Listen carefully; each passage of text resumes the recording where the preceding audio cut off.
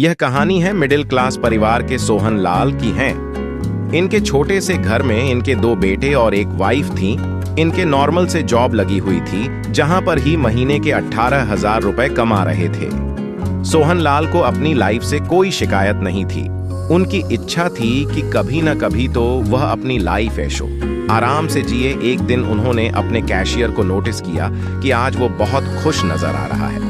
सोहन लाल उसके पास गए और उसे रीजन पूछा। पूछने पर उसने बताया कि कल रात उसने एक बैटिंग ऐप से उसने 1 लाख रुपए जीते हैं। जैसे ही सोहन लाल के कानों में यह 1 लाख का नंबर पड़ा तो वो एकदम शॉक्ड हो गए। उन्होंने उससे पूछा, अरे ये तो कमाल है, कौन सा प्लेटफॉर्म था? ये तो उसने सोहन लाल को प्लेटफॉर्म का नाम बताया और साथ में उसने सोहन लाल को यह भी कहा कि सोहन लाल देखो, ये बैटिंग प्लेटफॉर्म है। अगर इसको यूज करने का सोच रहे हो तो तुम कर सकते हो, लेकिन इसकी आदत मत डाल लेना। अरे मैं तो बस ऐसे ही पूछा था, मुझे क्या लेना इस प्लेटफॉर्म से। सोहन लाल ने कह तो दिया, पर पूरे दिन उसके माइंड में यह बैटिंग प्लेटफॉर्म ही चल रहा था। अब रात को सोते टाइम ये सोचने लगे कि यार एक बार ट्राई करके ही देखता हूँ, क्या पता मेरी भी किस्मत खुल जाए। फिर अगले दिन ऑफिस से आने के बाद वो अपना लैपटॉप लेकर बैठ गए और प्रोसेस जानने लगे कि यह कैसे की जाती है बैटिंग। स्टार्टिंग प्राइस वहां पर 5,000 रुपए का था। अगर उनका 5,000 रुपए लगाकर नंबर निकल जाता है तो इसके बदले में उनको पूरे 50,000 रुपए मिलेंगे। अगर नंबर नहीं आता तो 5,000 भी गंवा देंगे। उस प्लेटफॉर्म पर यह साफ लिखा था कि आकर यहाँ पर जीतने के चांसेस 100 में से 1% है। अगर आपका लक अच्छा है तो ही आप जीतोगे। सोहन लाल ने यह रिस्क उठाया और 5,000 रुपए लगा दिए और शौक में पहली बार में उनका नंबर लग गया। वो 5,000 से पहली बार में 50,000 रुपए बना चुके थे। यहाँ पर तो उनकी खुशी का ठिकाना ही नहीं रहा। सोहन ने जल्दी से पैसे विड्रा किए और पहुंच गए अपनी इच्छाएं पूरी करने। उन्होंने अपनी बीवी बच्चों के लिए कई नए नए कपड़े खरीदे। कुछ पैसा उन्होंने खाने पीने इधर उधर की चीजों में खर्च कर दिया और आखिर में जाकर अब उनके पास फिर से 5,000 रुपए बचे। तो उनके मन में फिर से ही आया कि एक ट्राई मारता हूं। वैसे भी 5,000 रुपए इसी का नाम के तो थे। अगले दिन सोहन लाल ऑफिस से आए और फिर से लैपटॉप लेकर बैठ गए। उन्होंने बैटिंग की और जीतने का इंतजार करने लगे, पर शायद फिर उनका इस बार नंबर नहीं लग पाया। लेकिन उन्होंने यह नोटिस किया कि वह बहुत ही क्लोज जाकर हारे हैं। तो यह बात अगले दिन ऑफिस के अंदर पूरा दिन उनके माइंड में चलती रही। वह यही सोचते रहे कि काश थोड़ा सा और ज्यादा नंबर आ जाता तो जीत ही जाता मैं तो। इसी सोच के चलते उनका मन एक और बार खेलने को हुआ। लास्ट टाइम इतने छोटे मार्जिन से हारा था, क्या पता आज वो भी मार्जिन खत्म हो जाए। ऑफिस से घर आते हुए एटीएम गए और अपनी बचत से 10,000 रुपए निकाल लाए। आज रात को एक बार फिर से लैपटॉप लेकर बैठ गए। इस बार उन्होंने 5 नहीं पूरे 10,000 ही लगा दिए, पर शायद वो इस बार भी हार गए। अब उनका दिमाग पूरी तरह से ब्लैंक हो गया। वह यह सोचने लगे कि यह मैंने क्या कर दिया, इतनी बड़ी रकम कैसे लगा दी मैंने, अब इनको वापस कैसे लाऊं। फिर अगले दिन वह अपने बॉस के पास गए और उनसे उन्होंने अपनी वाइफ बीमार है बोलकर 10,000 रुपए उधार ले लिए। घर आकर उन्होंने ये भी पैसे उसमें लगा दिए एंड गैस व्हाट, वो फिर से हार गए। सोहन लाल बहुत ज्यादा घबरा गए क्योंकि इस महीने अब उनको सैलरी में 18 नहीं बल्कि 8,000 ही मिलने वाले थे और इतने खर्चों में 8,000 रुपए महीने भर चलाना नामुमकिन था उनके लिए। सोहन लाल फिर अगले दिन बैंक में गए और 20,000 रुपए का लोन उठा लाए। उनको प्रॉफिट की इच्छा तो बिल्कुल नहीं थी, बस उनके दिमाग में यह था कि कैसे भी करके मेरे खुद के पैसे वापस आ जाए। तो रात को उन्होंने फिर से लैपटॉप उठाया और लगा दिए 20,000 रुपए। होना क्या था, हर बार की तरह वो इस बार भी हार गए। उन्होंने खुद को एक ऐसे जाल में फंसा लिया जहां से निकल पाना बहुत ही ज्यादा मुश्किल था। अब 1 मिनट के लिए सोहन लाल की जगह पर जरा खुद को रख कर देखो, महसूस करके देखो कि सोहन लाल की जगह पर अगर आप होते तो आप क्या करते। हो सकता है कुछ लोग इससे अब शायद यह कहें कि इसमें सोचने वाली क्या बात है, मैं होता तो उस बैटिंग ऐप को खेलता ही नहीं। पर एक्चुअल में सच्चाई क्या है वह आपको इस डेटा में पता चलेगी। ऑल जजीरा की इस रिपोर्ट के मुताबिक 61 मिलियन इंडियन ऐसे हैं जो फैंटेसी गेम्स या फिर बैटिंग ऐप यूज करते हैं और 65% इसमें वो लोग हैं जो छोटे कस्बों से आते हैं।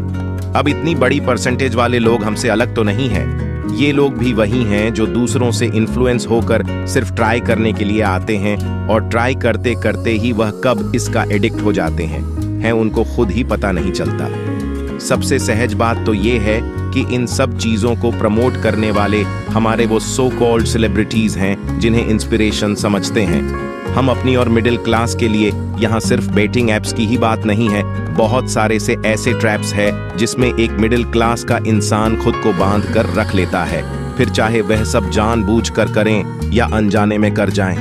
वीडियो में आगे बढ़ने से पहले मैं आपको गारंटी दे रहा हूं कि अगर आपने आज के इस वीडियो को अंत तक देखा तो अपने अपर क्लास में न पहुंच पाने की आपको बहुत सी ऐसी वजह पता चलेंगी जिन पर खुद शॉक्ड हो जाओगे। आपको एक्चुअल में पता चल पाएगा कि क्यों आप इतनी मेहनत, इतने एफर्ट्स डालने के बाद भी खुद को सेमी जगह पर देखते आ रहे हो।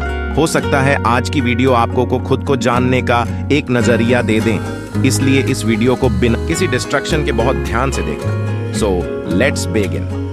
Why middle class people are not getting rich. एक मिडिल क्लास का होने की वजह से कई बार हमारे दिमाग में जाता है कि यार ठीक है, हम मिडिल क्लास तो हैं, लेकिन क्या इससे ऊपर उठकर हम कभी अमीर भी बन पाएंगे? ये सवाल एक मिडिल क्लास इंसान के माइंड आना एक बिल्कुल आम बात है, पर असली सवाल तो यह भी है कि क्या आप एक मिडिल क्लास भी हो या बाकियों की तरह आपने भी अपने आप से यह मान रखा है। इंडिया के अंदर 50% लोग अपने आप को मिडिल क्लास मानते हैं, लेकिन एक्चुअल डेटा तो यहाँ पर कुछ और ही बता रहा है। CSI की रिपोर्ट कहती है कि इंडिया के अंदर सिर्फ 2% ही ऐसे लोग हैं जो मिडिल क्लास में आते हैं। अपर क्लास में सिर्फ 1% और बाकी सारे में या तो लोअर क्लास या फिर लोअर मिडिल क्लास में आते हैं। अब ये पता करने के लिए कि आप कौन सी कैटेगरी में हो, ये आप इससे पता कर सकते हो। अगर आपकी सालाना इनकम 10,000 से 1.25 लाख के बीच में है, 1.25 लाख यानी कि 1,25,000, तो आप पुअर की कैटेगरी में आते हो। अगर आपकी इनकम 1.25 लाख से 5 लाख के बीच में है तो आप लोअर मिडिल क्लास कैटेगरी में आते हो। अगर आप साल का 5 लाख से 30 लाख रुपए कमा रहे हो तो आप मिडिल क्लास में आओगे, और अगर आपकी एनुअल इनकम 30 लाख से ऊपर जा रही है तो आप मान सकते हो कि आप रिच कैटेगरी से बिलोंग करते हो। अब देखो, मेन दिक्कत यहाँ पर क्या है कि जो 50% लोग हैं ये अपने आप को मिडिल क्लास अपनी सैलरी के बेस पर मानते हैं। वह ये भूल जाते हैं कि उनकी फैमिली में और कितने मेंबर्स हैं जो सिर्फ उनके भरोसे जी रहे हैं। गाइस बोर्ड, यहीं पर मेन दिक्कत आती है। कई मिडिल क्लास फैमिली में आपने देखा होगा कि वहां पर आपको कमाने वाला सिर्फ एक ही इंसान मिलेगा और उस इंसान पर पूरा का पूरा घर डिपेंडेंट होगा, और वहीं एक और इंसान जो खुद को गरीब मानता होगा वह खुद तो काम करके 15 से 20 हजार कमाता ही है, और साथ में उसका बेटा भी किसी फैक्ट्री या कारखाने में लगकर 15 से 20 हजार कमा लेता है। बेटी घर के अंदर ट्यूशन खोलकर 5 से 10 हजार रुपए कमा लेती है, और यहाँ तक कि उनकी वाइफ भी दूसरों के घर में काम कर 10 से 15 हजार रुपए कमा लेती है। अब अपनी और इनकी इनकम को अगर आप फैमिली के हिसाब से मल्टीप्लाई करोगे तो एक्चुअल में ये लोग हैं जो मिडिल क्लास में आते हैं। शायद यह बात आपको अजीब लग रही होगी, पर यही सच है। घर में सिर्फ एक इंसान को सारी जिम्मेदारी दे देना एक मिडिल क्लास फैमिली की सबसे बड़ी भूल होती है। अगर आप चाहो तो अपनी इनकम और फैमिली के हिसाब से खुद भी कैलकुलेशन लगा सकते हो सकता है आपके फैमिली मेंबर कम हो और आपकी इनकम ज्यादा हो, या हो सकता है कि आपकी इनकम तो ठीक हो पर कैलकुलेट करने पर गली के नुक्कड़ पर खड़ा हुआ गोल गप्पे वाला भी आपसे ज्यादा अमीर निकले। Easily get influence by others. Middle class में यह सबसे ज्यादा देखने मिलता है कि उनका अपना खुद का कोई विजन ही नहीं होता। जिस भी इंसान को जल्दी ग्रो होता हुआ देखते हैं तो उसे देखते ही वह खुद भी मन बना लेते हैं कि मैं भी यही काम करूंगा। आपने देखा होगा, अगर उनको कोई सजेशन भी दे दें और बस ये बोल दें कि यार इस चीज में ज्यादा फायदा है, तो कुछ लोग तो इन्फ्लुएंस होकर अपना चलता हुआ काम छोड़ने को तैयार हो जाते हैं। और यही उनकी सबसे बड़ी भूल बनती है। क्यों? कि यहाँ अपर क्लास के लोग ऐसे ही लोगों को टारगेट करते हैं खुद को और अमीर बनाने के लिए। वह आपको कई तरह के ऑफर्स, कई स्कीम, कोर्सेज, ऐसे जॉब अपॉर्चुनिटी दिखाएंगे ताकि इनसे इन्फ्लुएंस होकर आप उनका फायदा कर सको। तो इसका सॉल्यूशन क्या है? सॉल्यूशन इसका यही है कि आपको अपने इमोशंस पर कंट्रोल करना आना चाहिए। आपको अंदाजा होना चाहिए कि क्या चीज आपके लिए बनी है और क्या नहीं। कोई इंसान अगर किसी फिल्म में जल्दी कामयाब हो गया है तो यह जरूरी नहीं है कि उसका लक अच्छा हो सकता है उसने इससे पहले हजारों फेलियर को झेला हो। चीजों को सिर्फ फायदे के नजर से देखने की बजाय अगर आप न्यूट्रल होकर देखोगे तब आप जान पाओगे कि जो फल आपको ऊपर से मीठा लगता है उसके अंदर कितने बैक्टीरिया है। Note managing finance. अभी 2 महीने पहले मैं एक शादी अटेंड करने गया था और वहां का फंक्शन देखकर मैं शॉक्ड रह गया। उन्होंने अपने एरिया का सबसे महंगा पैलेस कराया हुआ था और खाने पीने के तो उस जगह पर कई डिफरेंट आइटम थे। मैं शॉक्ड इसलिए हो गया क्योंकि लड़के के जो पापा हैं वह एक छोटी सी दुकान चलाते हैं और जहां तक मैं उनको जानता हूं फाइनेंस भी उतना ज्यादा स्ट्रांग नहीं है। फिर दूल्हे का भाई जो मेरा दोस्त है उसने मुझे बताया कि इन सारी तैयारियों की कीमत लगभग 20 लाख रुपए आई है, जिसमें 10 लाख रुपए तो उनकी खुद की कमाई थी जो वह 6 साल से जमा कर रहे थे और बाकी 10 लाख रुपए उन्होंने ब्याज पर उठाए थे। लिटरली आप इमेजिन करके देखो, पिछले 6 सालों से पैसा जमा किया जा रहा है सिर्फ एक दिन में खर्च करने के लिए। और रीजन जानकर तो आप भी शॉक्ड हो जाओगे। इतना खर्चा उन्होंने इसलिए किया कि कुछ गेस्ट उनके ऐसे हैं जो काफी अमीर घराने से थे। उन लोगों को वह किसी भी तरह की कमी महसूस नहीं होने देना चाहते थे, पर आसपास के पड़ोसियों को वह यह भी दिखाना चाहते थे कि उनका भी हाई स्टेटस है। लेकिन बावजूद इस सब के कुछ लोगों ने उस फंक्शन में कई कमियां निकाल दी।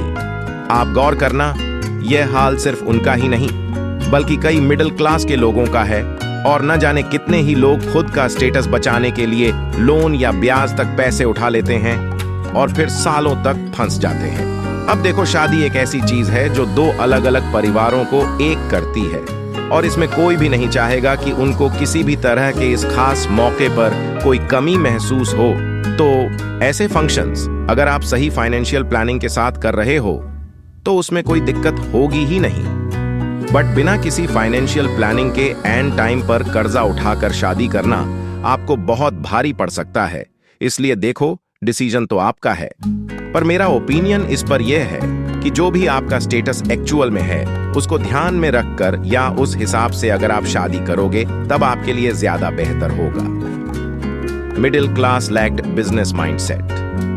मेरा बेटा इंजीनियर बनेगा, लगभग हर क्लास माँ बाप का सपना। बेटियां ये बेटे उनके बहुत मन लगाकर पढ़ाई करें ताकि वो एक अच्छे कॉलेज में एडमिशन ले सके। फिर कॉलेज के अंदर भी वो 3-4 साल जमकर मेहनत करें ताकि एक हाई सैलरी वाली उन्हें जॉब मिल सके और जब वह 40-50 हजार की जॉब पर लग जाएंगे तो उनका और उनके बच्चों करियर ही सेट हो जाएगा। अब देखो, एक बात आपको यहाँ पर समझनी पड़ेगी कि अगर आपके पेरेंट्स भी ऐसी सोच रखते हैं तो ऐसा सोचने पर हम उन पर कोई सवाल नहीं उठा सकते, क्योंकि एक ऐसा ट्रेडिशनल तरीका है जो बहुत टाइम से चलता आ रहा है एंड मोस्ट प्रोबेबली आपके पेरेंट्स ने भी यही फॉलो किया होगा। बट अगर आप दुनिया के सभी कामयाब लोगों की एक लिस्ट बनाने बैठोगे तो not only businessman but also YouTubers तो 90% उसमें आपको कॉलेज ड्रॉप आउट मिलेंगे।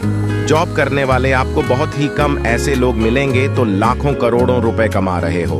अब देखो, इससे मेरा ये मतलब नहीं है कि जॉब करना एक बेकार डिसीजन है और आपको जॉब नहीं करनी चाहिए।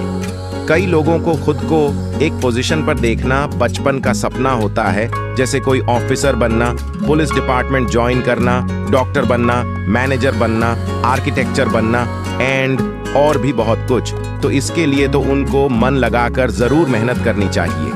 बट अगर किसी का मैन गोल सिर्फ पैसे कमाने का है तो आपको समझना होगा कि जॉब के अलावा भी पैसे कमाने के अनलिमिटेड तरीके हैं, जिसमें सबसे ऊपर खुद का बिजनेस ही है।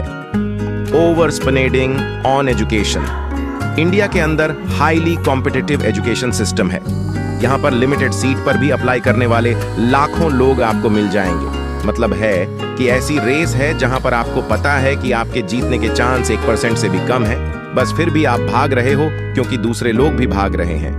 एंड अगेन, अपर क्लास के लोगों के लिए आप एक ऑनर रास्ता खोल देते हो आपके थ्रू और अमीर बनने का। इंडिया के अंदर कोचिंग इंडस्ट्रीज का रेवेन्यू राउंड 58,000 करोड़ है और ऐसा अंदाजा लगाया जा रहा है कि साल 2028 तक ये बढ़कर 1,35,995 करोड़ हो जाएगा। लेकिन इनमें से 50% स्टूडेंट्स इनमें इतना पैसा खपाने के बाद भी अनएम्प्लॉयड रह जाता है। पर देखो इसमें स्टूडेंट्स में क्या करें, उनके ऊपर शुरू से ही उनके पेरेंट्स, सोसाइटी और रिलेटिव्स का इतना प्रेशर होता है कि वह मजबूर हो जाते हैं। और पेरेंट्स भी इस इच्छा में कि कोई बड़ी अपॉर्चुनिटी मेरे बच्चे से मिस ना हो जाए, वह लाखों का लोन तक उठाकर लगा देते हैं। अगेन मैं यहाँ पर क्लियर कर दूं कि मैं कोई एजुकेशन को गलत नहीं बोल रहा। अच्छी एजुकेशन पर आप पैसा लगाओ और आपको लगाना भी चाहिए, बट वो एजुकेशन जो आपको ज्यादा वैल्यू नहीं देने वाली, उस पर अपनी लाखों की कमाई या लोन उठाकर लगा देना आपको एक ट्रैप में फंसा सकता है। तो दोस्तों, यही थे वो कुछ पॉइंट्स जिसे एक मिडिल क्लास वाला इंसान और नीचे ज्यादा जा रहा है। अब मेरी आपसे रिक्वेस्ट है कि इस वीडियो को जितना ज्यादा हो सके उतना ज्यादा शेयर करना, ताकि जो बाकी लोग इन बातों से अवेयर नहीं हैं उनको भी यह पता चले। अगर आपको वीडियो अच्छी लगी हो तो वीडियो को लाइक और चैनल को सब्सक्राइब अवश्य करें। जय श्री राम।